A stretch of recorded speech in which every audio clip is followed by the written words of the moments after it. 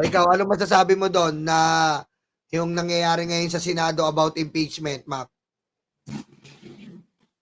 Nakakabuisit makita yung mga kaalyado ni Sara na senador na nag-aabogado na sa kanya. Parang wala na silang pake kung mahalatayan o wala na silang iniintindi kung hindi ipagtanggol si Sara. Kumbaga, bahala kayo dyan. Basta kami, pagtatanggol namin si Sara, hindi nyo kami mapipigilan. Parang gano'n na yung nangyayari. Tama. Kapal na ng mukha ang pinapairal nila. Dapat si Amy, si Robin, ang mga Cayetano, di ba dapat nagpapakita sila ng impartiality? Kasi senator judge sila eh.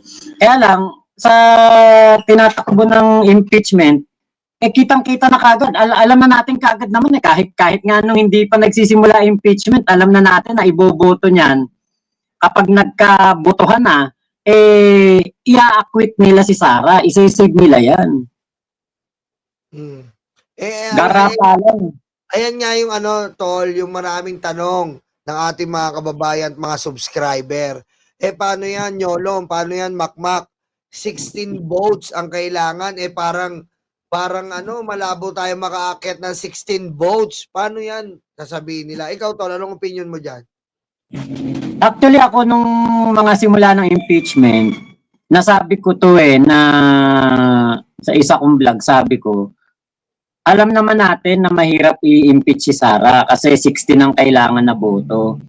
Ang natitira nating senador na nandoon ay 21. Ngayon, ang kailangan ay 16. Di dapat meron tayong makuhang 16 tapos 5 lang yung boboto na hindi ma-impeach si Sara. Parang napaka-imposible. Tapos makikita mo pa Cayetano, si Amy, si Robin. Makikita mo kaagad na hindi sila nagpapakita ng impartiality. Kumbaga talagang Duterte sila. Kamping-kampi sila kay Sara. So sabi ko nga, mabuksan lang yung mga ebidensya. Kumbaga yun na yung importante, maipakita lang yung ebidensya sa taong bayan na ito yung dahilan kung bakit may impeachment complaint. Ito yung dahilan bakit mayroong mga reklamo laban kay Sara Duterte. Doon pa lang, sabi ko, kahit na hindi ma-impeach si Sara, maipakita lang katulad nun, confidential funds, pagbabanta kay PBBM, yung mga katarantaduhan nila sa Davao, maipakita lang, pati yung kanyang kinalaman sa EJK, di ba, mga ganyan. Kahit pa paano, hindi man ma-impeach si Sara Duterte, pero pagdating ng 2028, maaalala yan ng taong bayan. Buboto ba to si Sara? Nakita ko yung nito, confidential funds nito, umupa ng 2 million in 11 days sa isang bahay. Safe house, 2 million isang araw. Baka mamaya lalimag na ako ito. Pag naging presidente. Mac, yung pala, yung sinasabi mong 2 million, ang Forbes Park pala, 700,000 lang ang upa. Saan kinuha ni Sara yung Yung meron nga akong Tol. Meron nga akong pinsan sa BGC. Nung umuwi kami ng galing Malaysia, sinabihan ako ng pinsan ko, Mac, daan ka muna rito sa BGC bago ka dumiretso ng uwi sa inyo sa Bulacan. Daan ka muna rito, gimmick muna tayo, tambay ka muna rito sa BGC. Sabi ko, sige ka ako. Sabi ko, diyan ako sa'yo matutulog. Sabi niya, wala kaming available na kwarto dito. Kuha na lang kita hotel, sabi niya sa akin. Sabi ko, sige ka ako, yung mura lang. Kutya, ang binibigay sa akin hotel na yung 5-star hotel talagang nasa penthouse nasa penthouse ka titira. Isang buong unit ng parang Airbnb na malaki talaga. Ang halaga 125,000 isang gabi. May tagaligpit ka ng higaan, may tagagawa ka ng breakfast. Libre ang tanghalian, buffet. Ang hapunan mo, buffet. 125,000 lang. Tapos yun, safe house, 2 million. Grabe, no? napakamahal na nga. Yun ng 125,000, kompleto na sa amenities. May infinity pool pa eh. Oo. Di what more pa kaya yan 2,000 na yan? Baka doorknob yan eh, ginto.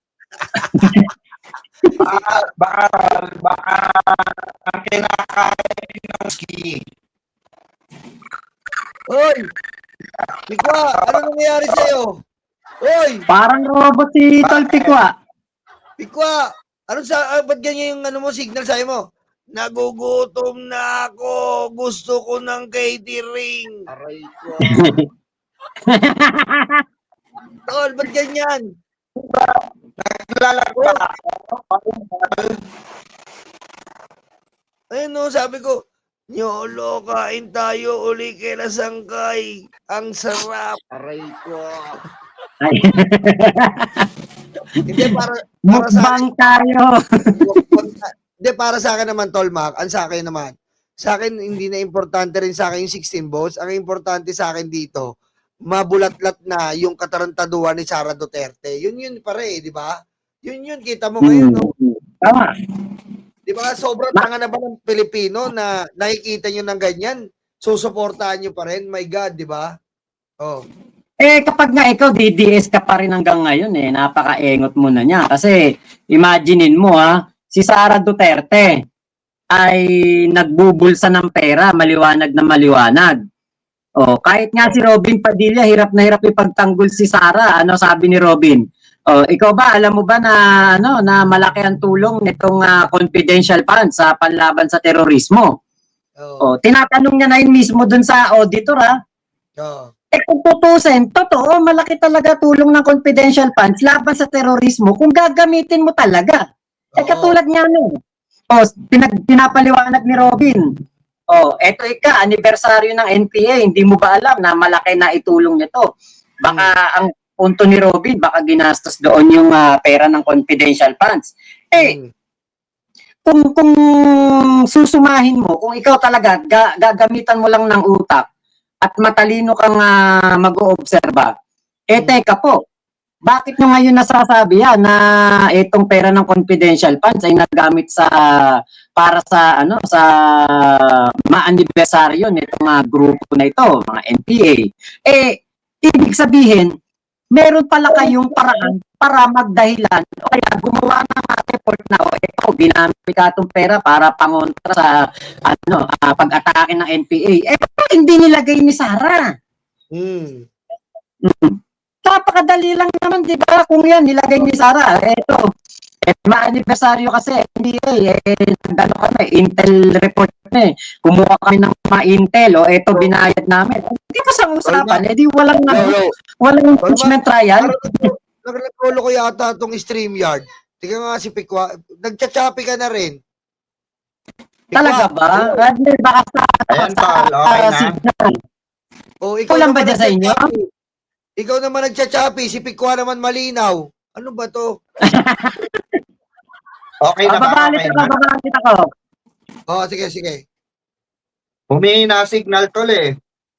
Kaya nga, nag-uulan na kasi, nagla-live pa tayo, pusang ina Aray ko. Alam na gawin natin sa buhay-buhay natin, di ba? Oy, ano masasabi mo? Yung issue na yan, di ba?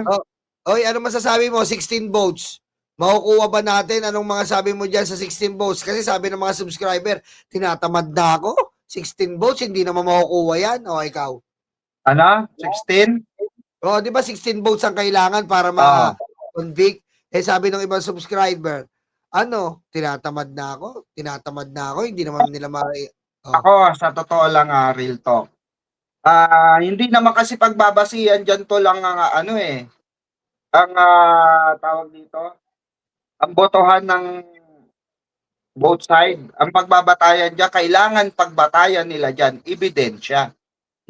Kasi, for example, hindi bumoto yung minority. Lahat puro, 'di ba? Unconvicted. Magkakaroon sila ng trust issue niyan sa taong bayan. 'Di ba? Kasi imaginein mo, tol, ito lalo na yung re-electionist, no? Lalo na yung re-electionist. Ang babawian sa kanila diyan yung mga senador sa darating na susunod na mga halalan. Kasi nakabalandra na mukha nila dyan eh. Oh. Kahit na matibay ang ebidensya, for example na nga lang, 'di ba pare, yung kahapon natawa tayo ng tawa sa spa, 'di ba? Nang tayo Oo. no, 'di ba? Nagmumuni-muni nila Boss Mike doon. Hmm. Walang niya yung mga pangalan tol, 'di ba? Saka makakita ng mga ganong pangalan, apelyido Pikit. 'Di ba? Wishi, tapos McDonald's pinagsama, gago. 'Di ba? Oh. Andy, tapos Lim. Andy Lim. Teka, titignan ko nga dito yun. Hindi, ibig ko sabihin, yung mga subscriber, yung mga Pilipino natin nawawala ng pag-asa. Sabi nila, Yolo, paano natin makukuha yung 16 votes? Paano natin gagawin yun, Yolo? 12 lang ang naniniwala na guilty si Sara. Paano natin makokonvict? Ano yan? Doon lalabas yung natin, instinct natin mga kababayan nga.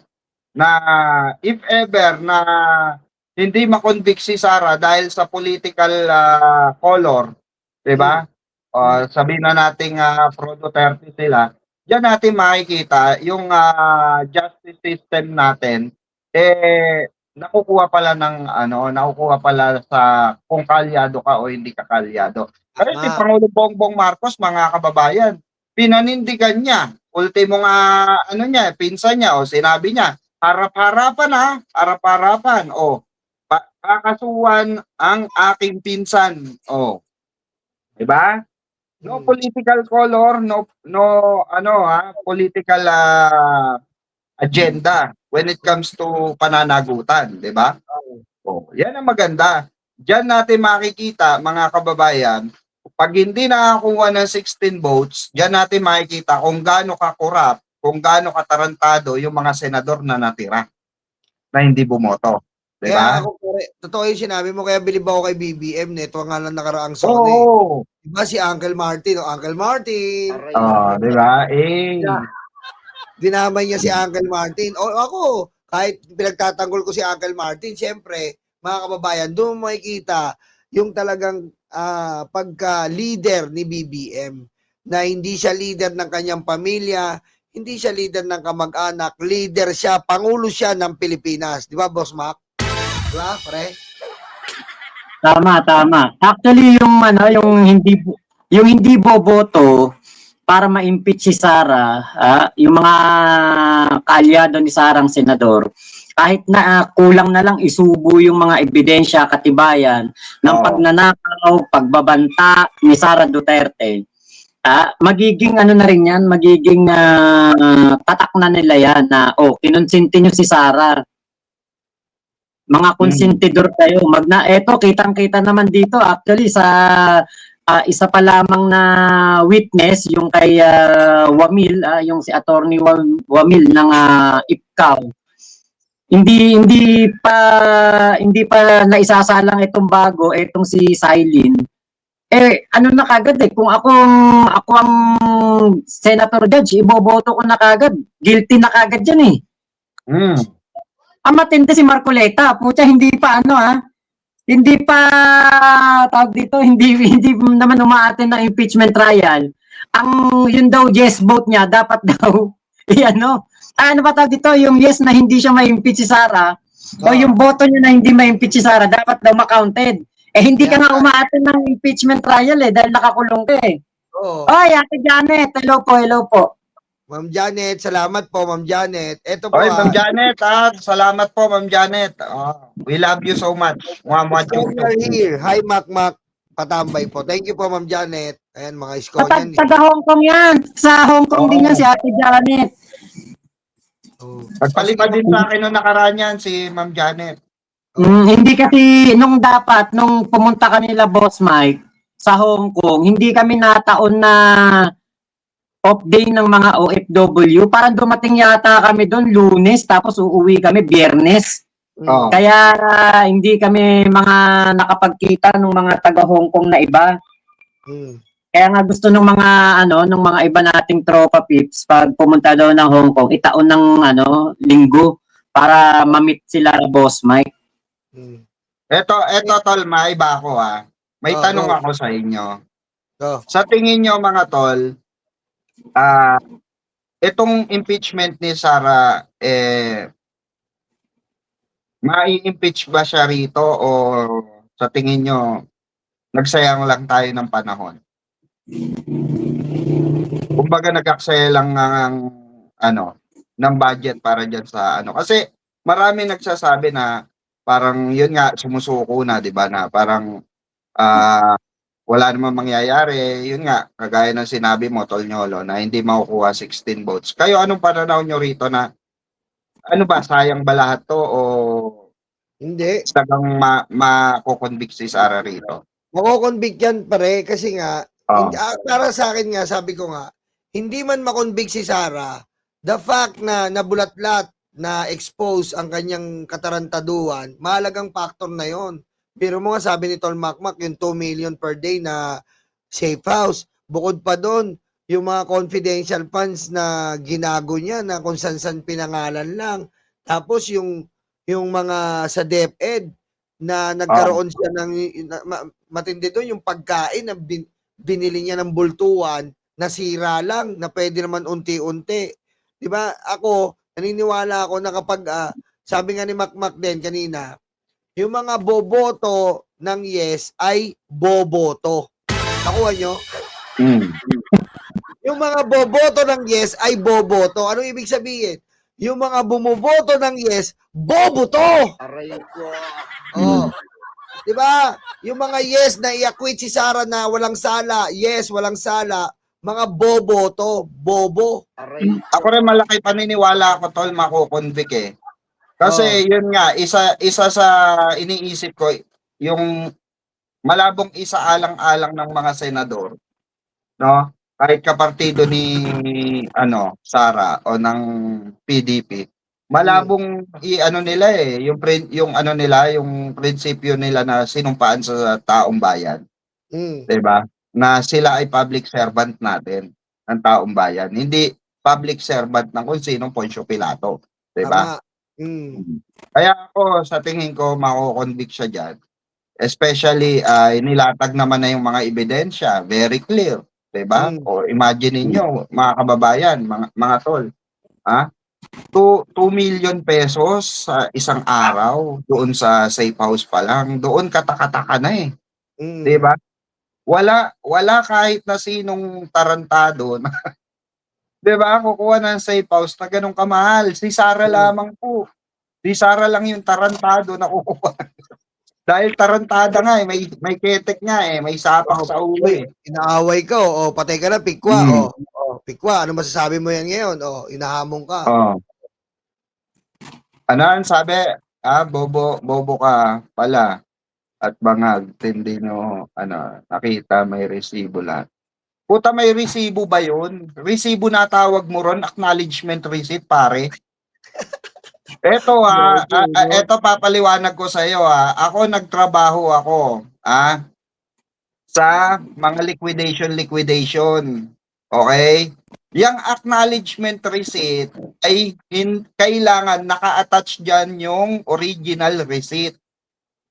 Kaya nga sabi ko dito, hindi pwede, no, pinag-usapan natin kahapon, Tol, hindi pwede na yung acknowledgement receipt na yan, walang naka-attach na na resibo. Kahit saan kayo magpunta, kahit saan kayo company. Kahit sa company. Pagka inanapan kayo ng liquidation, no, at meron kang acknowledgement receipt, hahanapin nun ang OR, original receipt.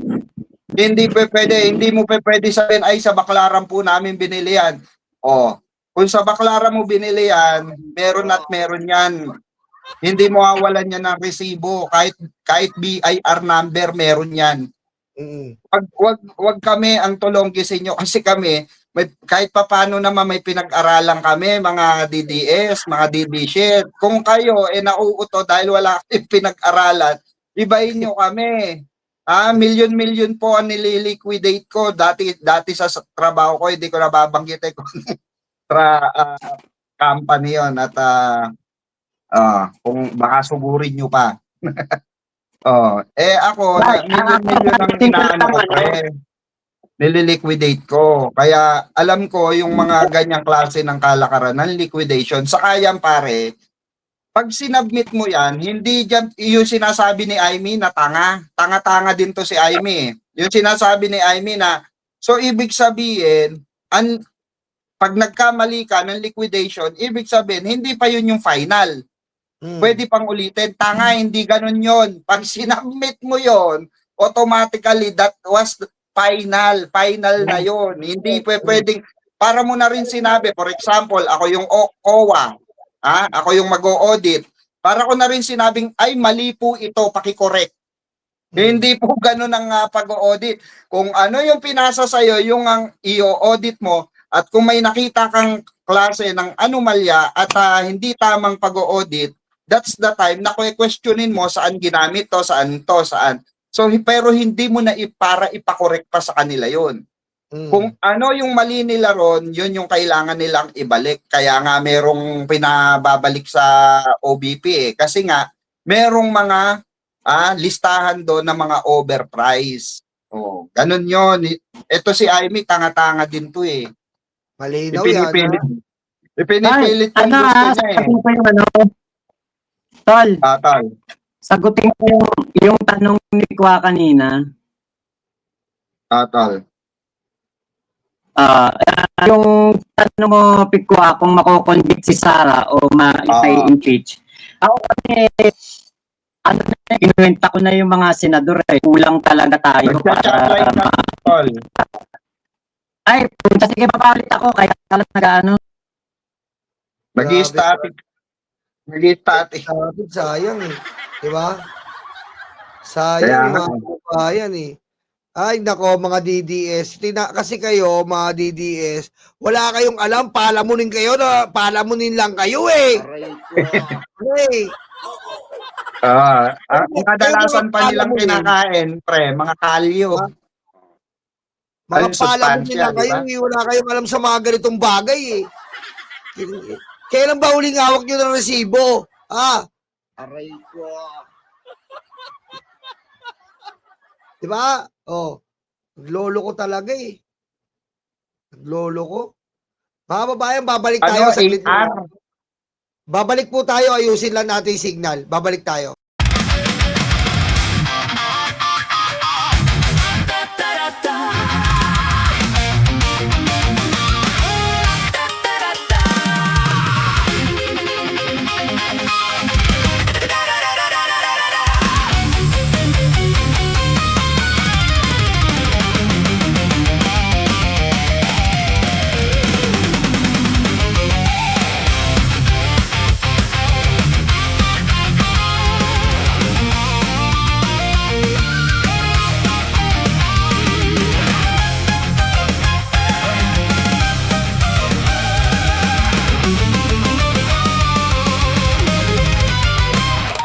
Madilim daw ang paligid.